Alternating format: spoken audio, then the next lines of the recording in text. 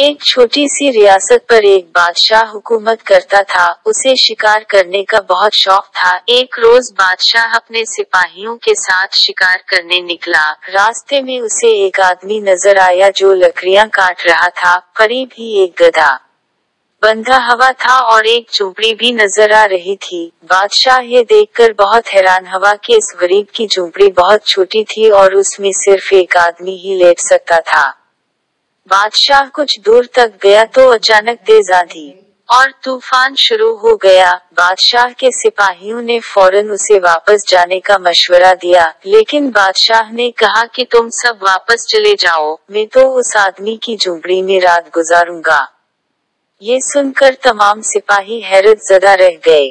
जारी है, एक ने कहा कि बादशाह सलामत इस झोंपड़ी में मुश्किल से एक आदमी रह सकता है, आप हमारे साथ वापस अपने महल में चलें। मगर बादशाह अपनी बात पर कायम था।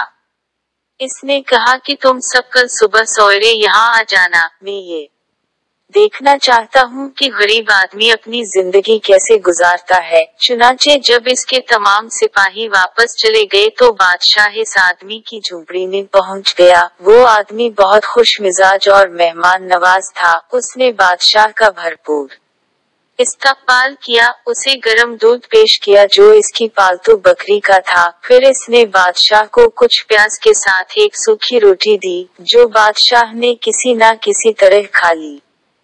फिर इसने बादशाह के सोने का इंतजाम किया। चूंकि झोंपड़ी में सिर्फ एक बिस्तर था, इसलिए वो खुद बाहर घास पर अपने गधे के करीब सोया और बादशाह को बिस्तर पर लिटा दिया। पूरी रात बादशाह को नींद नहीं आई, क्योंकि उसे अपने महल के नरम बिस्तरों पर सोने की आदत थी। सुबह इसने इस आदमी से पूछा, आखिर तुम शहर में क्यों नहीं रहते? इस आदमी ने कहा, बादशाह सलामत, मेरे पास इतने पैसे नहीं होते कि मैं शहर के किराए बर्दाश्त कर सकूं, इस वजह से इधर रहने पर मजबूर हूँ।